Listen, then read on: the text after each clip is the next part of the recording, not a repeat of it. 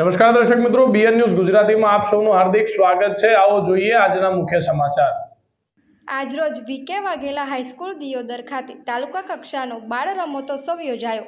આજે તમામ તાલુકા પ્રાથમિક સેન્ટર શાળાઓ તેમજ હાઈસ્કૂલના રમતવીરો એથ્લેટિક્સ રમત માટે પધારેલ નીચે મુજબની રમતો રમવામાં આવી, જેવી કે 100 મીટર દોડ, 200 metre, 400 metre, 800 metre, 3000 metre, 5000 metre તેમજ ઊંચી કૂદ, લાંબી કૂદ, ગોળા ફેંક, ચક્ર ફેંક અંડરમાં ભાઈઓ બહેનોએ ભાગ લીધેલ હતો।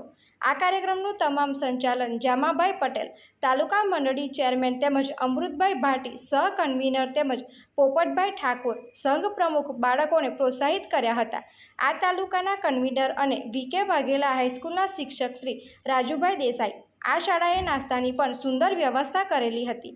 આ પ્રસંગે ઉપસ્થિત આ શાળાના આચાર્ય VH બારોટ તેમજ પ્રાથમિક ઘટક સંઘ મહામંત્રી કરશનભાઈ પઢાર તેમજ દિયોદર સંઘ પ્રમુખ અશોકભાઈ પરમાર તેમજ દયારામભાઈ સિલ્વા તેમજ જયંતિભાઈ ચૌધરી, મોડેલ સ્કૂલ દિયોદર, બહોળી સંખ્યામાં શિક્ષકો અને રમતવીરો ઉપસ્થિત રહી સરસ મજાની રમતો નિહાળી હતી।